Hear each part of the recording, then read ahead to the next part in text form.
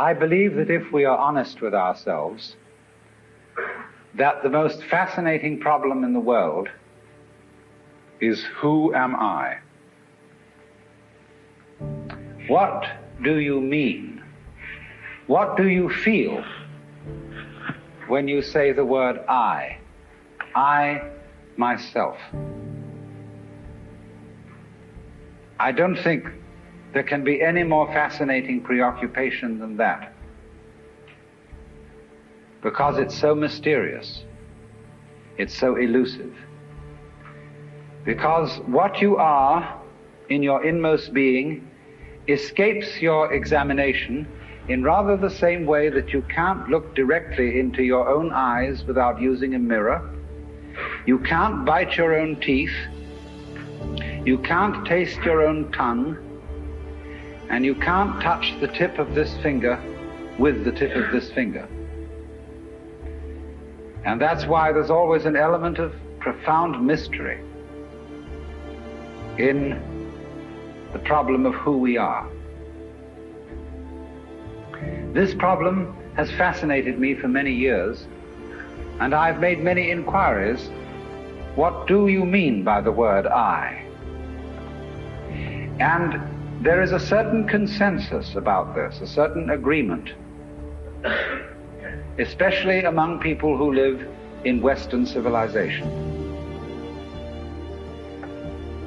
Most of us feel I, ego, myself, my source of consciousness, to be a center of awareness and of a source of action that resides in the middle of a bag of skin.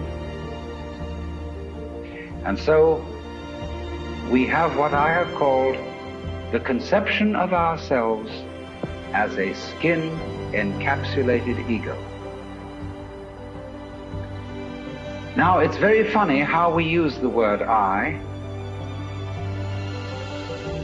If we just refer to common speech, we are not accustomed to say, I am a body.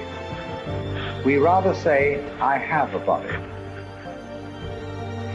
We don't say, I beat my heart, in the same way as we say, I walk, I think, I talk. We feel that our heart beats itself, and that has nothing very much to do with I. In other words, we don't regard I myself as identical with our whole physical organism. We regard it as something inside it. And most Western people locate their ego inside their heads. You are somewhere between your eyes and between your ears, and the rest of you dangles from that point of reference. It is not so in other cultures. When a Chinese or Japanese person wants to locate the center of himself, he points here, not here. Here to what Japanese call the kokoro, or the Chinese call shin, the heart, mind. Some people also locate themselves in the solar plexus.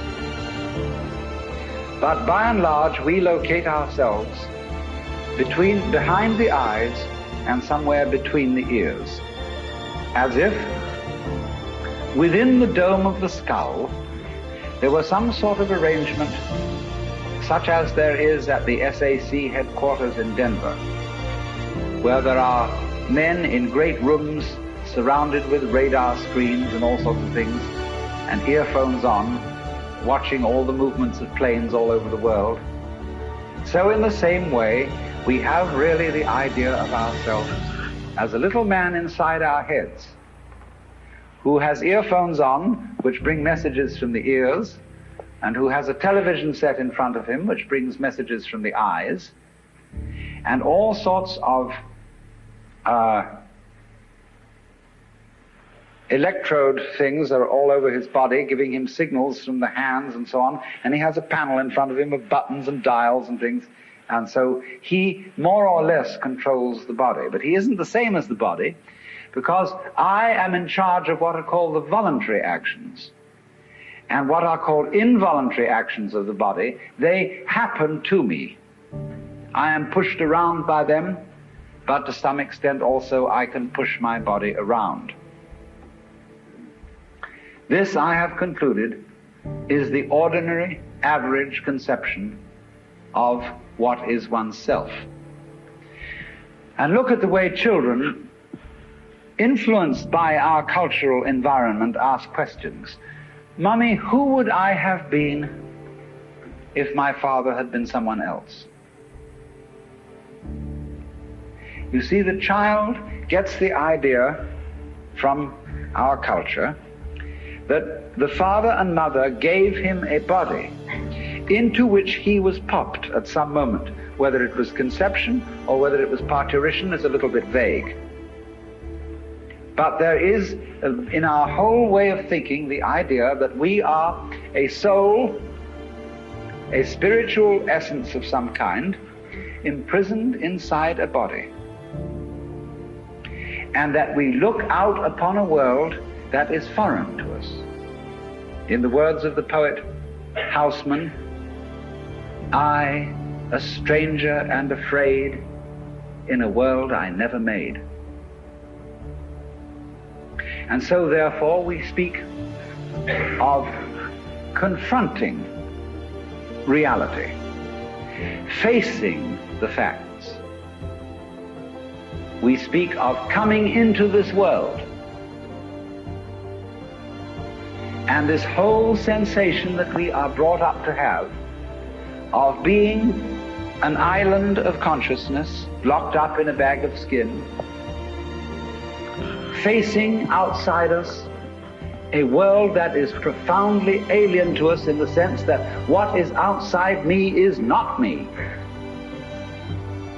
This sets up a fundamental sensation of hostility and estrangement between ourselves and the so-called external world. And therefore, we go on to talk about the conquest of nature, the conquest of space, and view ourselves in a kind of battle array towards the world outside us. I shall have much more to say about that in the second lecture. But in the first now, I want to examine the strange feeling of being an isolated self. Now actually, it is absolutely absurd to say that we came into this world. We didn't. We came out of it. What do you think you are? Supposing this world is a tree. Are you leaves on its branches, or are you a bunch of birds that settled on a dead old tree from somewhere else? Surely, everything that we know about living organisms from the standpoint of the sciences shows us that we grow out of this world, that we, each one of us, are what you might call symptoms of the state of the universe as a whole. But you see, that is not part of our common sense. Western man has for many centuries been under the influence of two great myths. When I use the word myth, I don't necessarily mean falsehood. To me, the word myth signifies a great idea in terms of which man tries to make sense of the world. It may be an idea, it may be an image.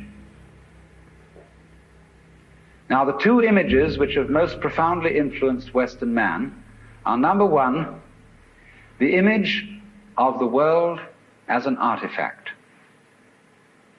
like a carpenter's table or a jar made by a potter. Indeed, in the book of Genesis, there comes the idea that man was originally a clay figurine made out of the earth by the Lord God, who then breathed into this clay figurine and gave it life.